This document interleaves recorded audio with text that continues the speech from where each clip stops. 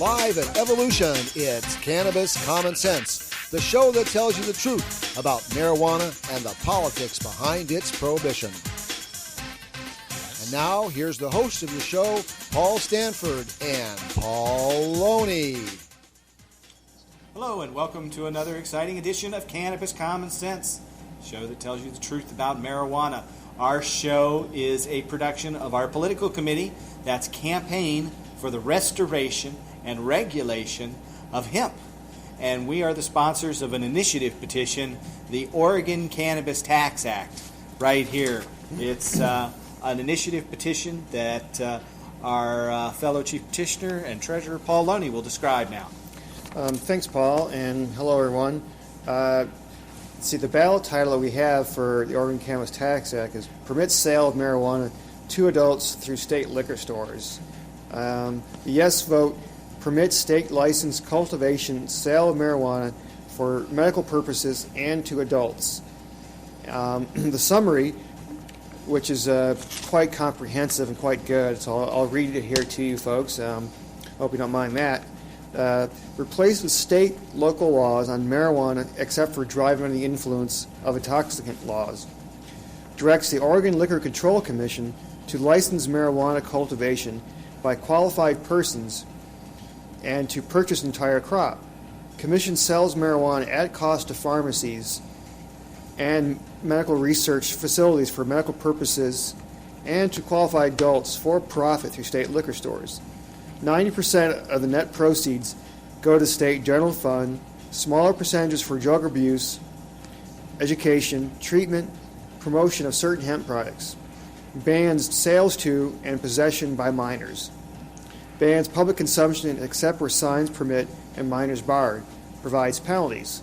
And once again, I think the Oregon Cannabis Tax Act is extremely well written. We've got a great ballot title. We want you folks to help us go out there and get signatures and get this on the ballot and vote for it.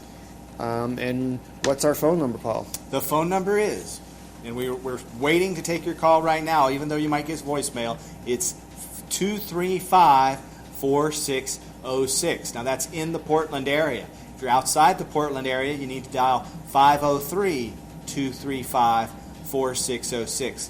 That ballot title and summary that Paul Loney just read is written by the Attorney General and Secretary of State's office to meet certain statutory requirements to describe the actual legislation. The legislation itself is much longer and more detailed, but that's what they wrote. Yeah, and it's like I say, it's a real good one. I mean, it is good.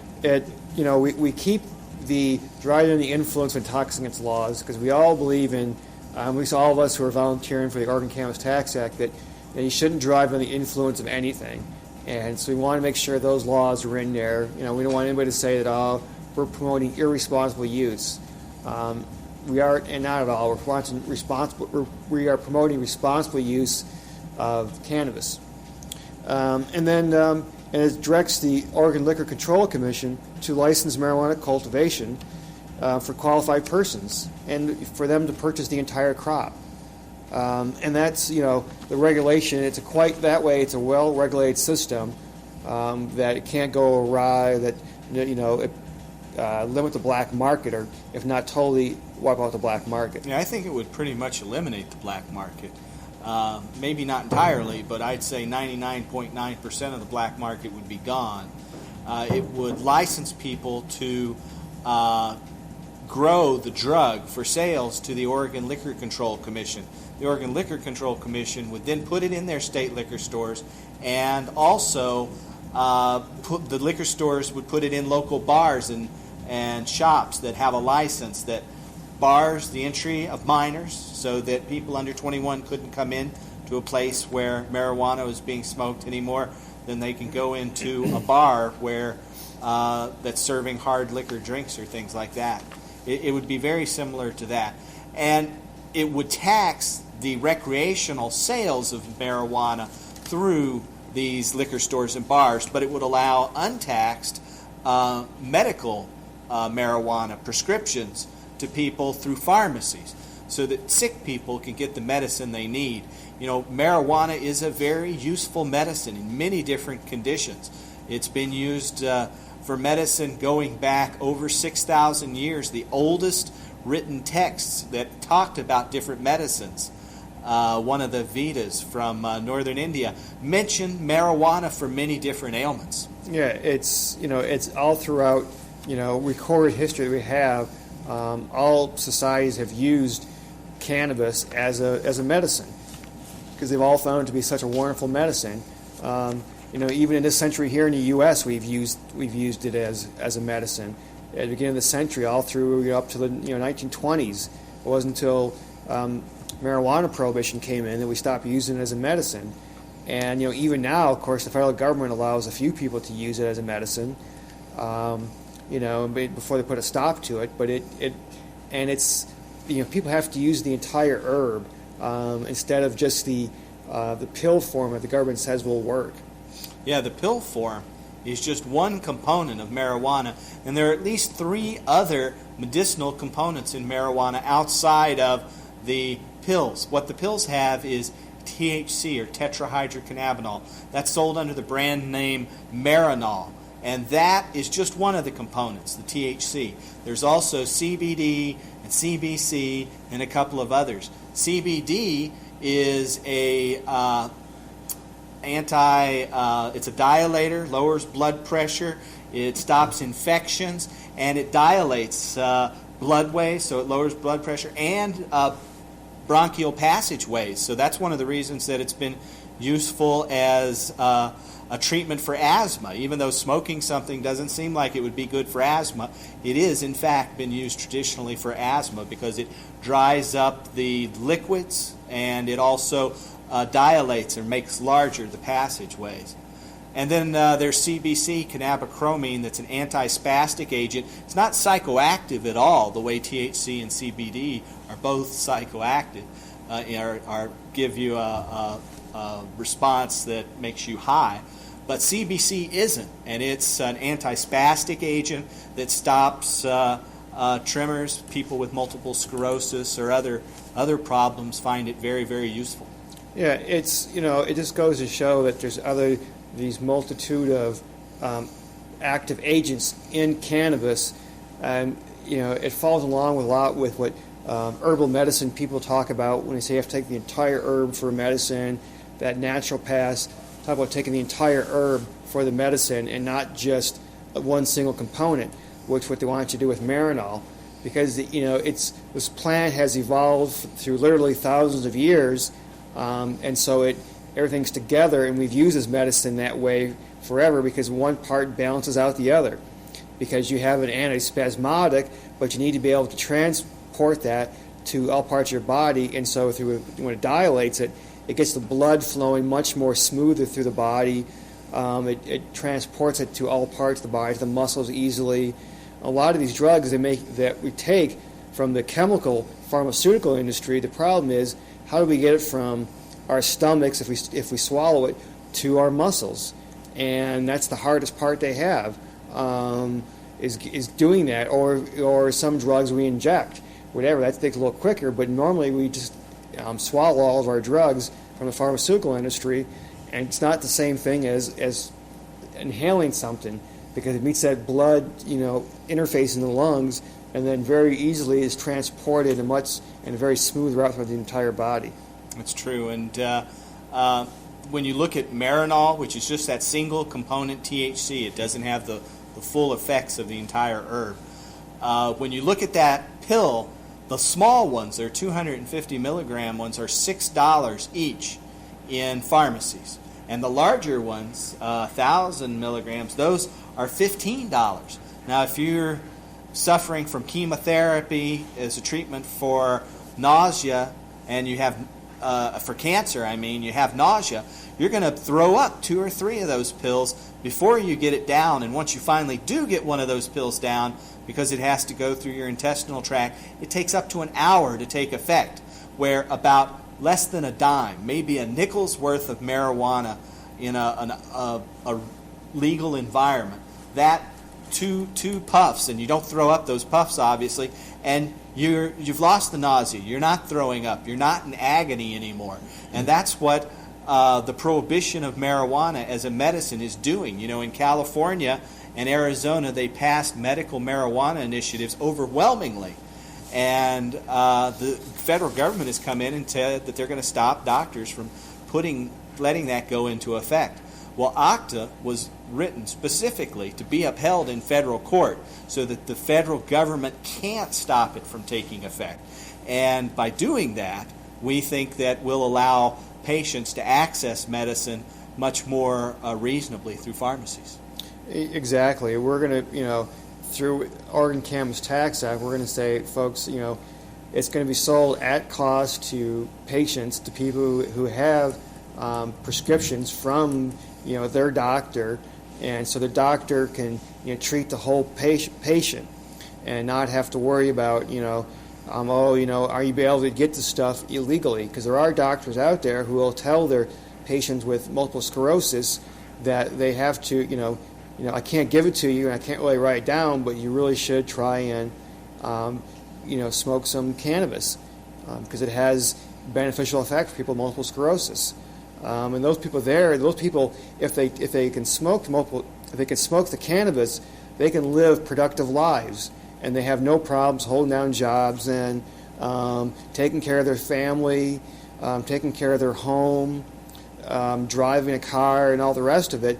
But if they start to get the spasms, then they can't keep their job, they can't take care of their family, and they're no longer a productive member of society. They become, quote unquote, a burden, and the rest of us have to pay for it, and that's not what we want. Right. Our initiative would allow farmers to grow the drug, and then the Central State Commission would distribute it at a taxed profit to adults in liquor stores, those over the age of 21. I think that'll take it out of the hands of the black market and remove the profit motive. Then it will allow doctors to prescribe it through pharmacies. Now, if you'd like to help us put this on the ballot, we need you to call us and get a copy of our petition. You can do that by calling us at 235-4606. If you're in the Portland area, 235-4606. You can call anytime. We have voicemail hooked up there, so leave your name and address. Or if you have an internet connection, you can get it on the internet by looking at our website. That's at www.crrh.org. That's Campaign for the Restoration and Regulation of Hemp, the name of our PAC, crrh.org. And, currently, those pills cost so much, and we see the people throwing up this Marinol when just a small amount of cannabis in a smoked form would ease their suffering immediately. But the government doesn't want to see that happen. They currently classify marijuana as a Schedule I drug with no medical benefits. But studies have been done. In fact, one of them was published in the Journal of Internal Medicine, where they surveyed oncologists or cancer doctors. And in surveying those oncologists, they asked them, if marijuana were legally available, would you prescribe it to your patients? Now, these oncologists are treating people who have cancer, and those doctors said 54% of them said that yes, they would prescribe marijuana if it were medicinally available. Why does the government think that it knows better than these professional oncologists, cancer doctors? I think it's because they have an economic interest in the continuation of prohibition. But those same doctors, 54% said they would prescribe it, 48% said they already had. They'd already broken the law and recommended that their patients use marijuana and get it illegally. And that was in a survey of all of the oncologists across the country. Yeah, and I think that's just fabulous that these doctors are being honest about it out there, telling their patients that, look, like I say, I can't write a prescription for you and I can't give you any, but you should really think about this, because I've had other patients of mine come in and say, yeah, this is, I was having all sorts of problems until I tried cannabis, and then it was wonderful. And these people who are sick, they're not out to get high or to get stoned, quote unquote. They're there to be able to feel better, to be able to function as a normal human being, as a normal adult in our society. And that's what all of us want. we all want to be able to function the way we can to our best of our abilities and to contribute to our best of our abilities. And the government just wants to control so much that they don't let us do that. And this is a big thing on control here. The government, doesn't want us to think for ourselves, doesn't want people to realize that they can get a drug for pennies, literally pennies, that will take care of lots of problems. I mean, it's not a drug, it's not a cure-all, it's not a wonder drug, it's just one thing that can be used out of the entire part, for your health regime if you're ill. But it's definitely a good tool. Yeah, it's one thing that doctors should have access to, and currently doctors have to break the law to recommend it to patients. And they realize that if they prescribe this little pill that's available today, that it's difficult for people who have nausea or are having spasms to keep those pills down. And those pills are incredibly expensive. They benefit the pharmaceutical industries, where by putting marijuana at cost in pharmacies, which is what the Oregon Cannabis Tax Act will do, it's going to make it a lot cheaper for people who have these illnesses to deal with them, and that's what we're trying to do. In California and Arizona in November of 1996, those states overwhelmingly passed marijuana medical initiatives. The one in Arizona was actually backed by two former senators, Senator Barry Goldwater, one of the founding fathers of Republican conservatism, and Senator Dennis D. Concini. Both of them backed that. And then up in Washington State, coming up this year, just in another month and a half now, they have I-685, the Drug Medicalization Act, which will also allow doctors to prescribe marijuana. So if you're watching us up in Vancouver, we urge you to vote yes on I-685, because that's on your ballot this November, this year, 1997. And it's there for you to take advantage of. If you live here in Oregon, give us a call. Help us put the Oregon Cannabis Tax Act on the ballot and get our petitions. You can call us at 235-4606. If you're outside the Portland area, that's 503-235-4606. Exactly. Stand up for your medical rights, and help us get this on the ballot. That's another thing that this is all about your medical rights. It's about your civil rights, but choosing to be able to take whatever medications you want. The whole thing about Marinol and little pills, if we just stop and think about it for a minute, here's something that obviously works, and these pharmaceutical companies know it works, and the government knows it works, but instead of just allowing a plant, they transform into a pill. I mean, why would we even need a pill when we already have a perfectly good system out there for it? It just doesn't make any sense at all to me, other than the fact that obviously the people can make money off it, the pharmaceutical industry. But it's just to me, by the common sense, that we don't need any more surveys or tests to see whether or not marijuana works as a medicine. We know it does. Otherwise, why would Marinol be out there? Why would our government allow Marinol to be prescribed? So we know it works. Yeah, exactly. It is a very useful medical preparation.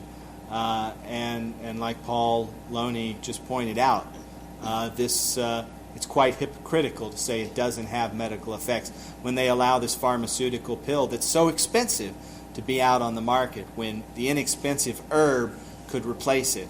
And we hope you'll get involved in the Oregon Cannabis Tax Act and try to stop this madness.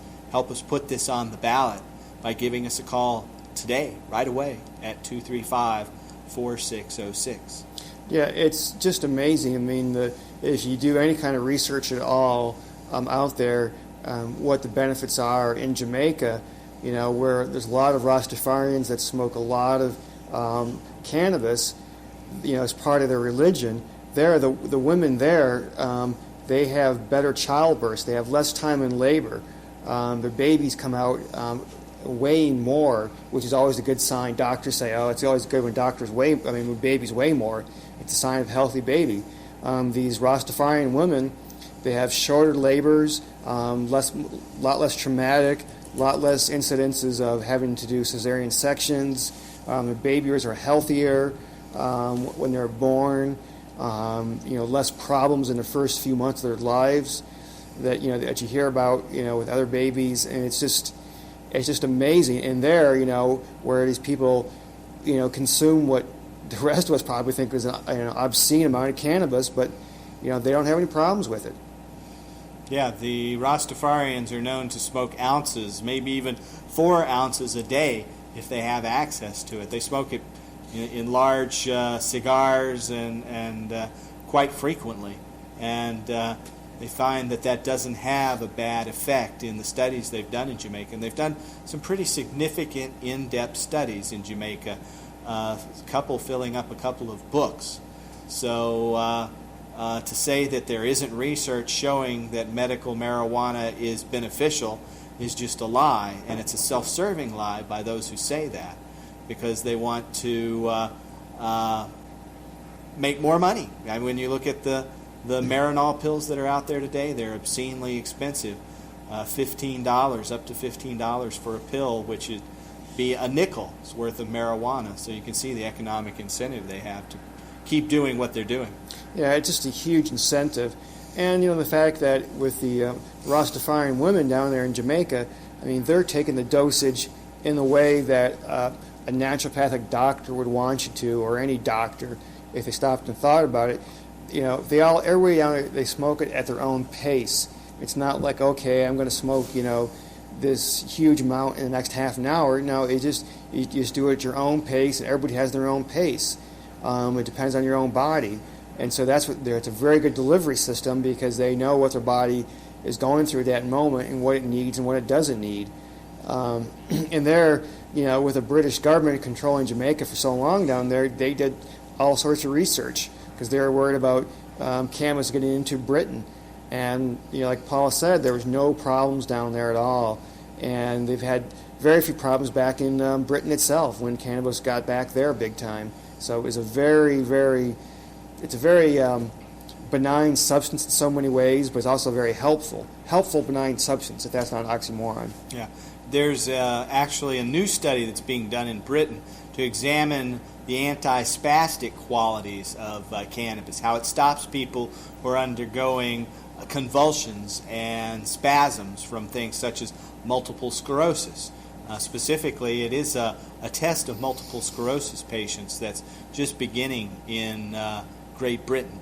And there are many different medical studies that are taking place. The United States government has just sponsored a new set of studies into the medical benefits. But that's no reason to prohibit it today, because it is useful. It's been used medicinally for thousands of years, but now it's prohibited, and I really believe the only reason it's prohibited is because it economically benefits small groups of people, and those people want to make certain that they continue making all the money they can make, and it helps them to do that by making marijuana illegal.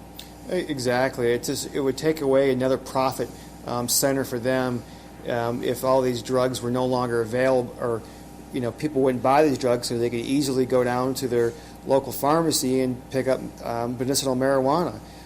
It would take a big profit center out of all the pharmaceuticals, and they'd be real upset about it. And that's why the pharmaceutical companies are backing Partnership for a Drug-Free America. Partnership for a Drug-Free America does almost $2 million worth of advertising every day, and 95% of those ads talk about marijuana and how bad marijuana is. But when you look at the companies that are actually putting that information out there, the companies that sponsor Partnership for Drug-Free America, it's not a big surprise to see that it's a lot of pharmaceutical drug companies and beer companies. Primarily, it's pharmaceutical drug companies, beer companies, and companies with an interest in the police industrial complex. Companies like Wackenhut that operate independent privatized prisons. They are one of the big supporters of Partnership for a Drug-Free America. Eli Lilly, the people who synthesize Marinol, synthetic marijuana, and make $15 a pill, they're one of the big sponsors. Anheuser-Busch, the beer makers, they're one of the big sponsors. All of these people have a big economic interest in prohibition, and that's why marijuana is illegal today. It isn't about drugs, it's about money. Yeah, it's not about,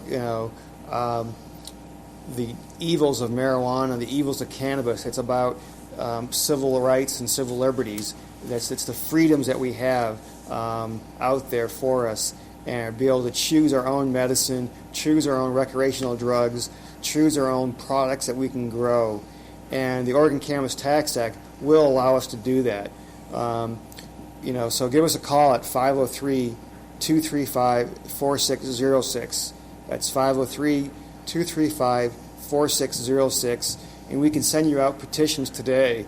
And even if you just get you and 3 other friends to sign it, that's great. And send it back to us, because if we get 20,000 people to get 5 signatures, we'll be on a ballot.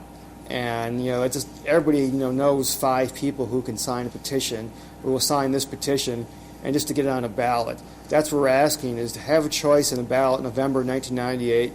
And if we pass, if we win, then you can have a choice afterwards, because nobody's going to force anybody to take marijuana as a medicine.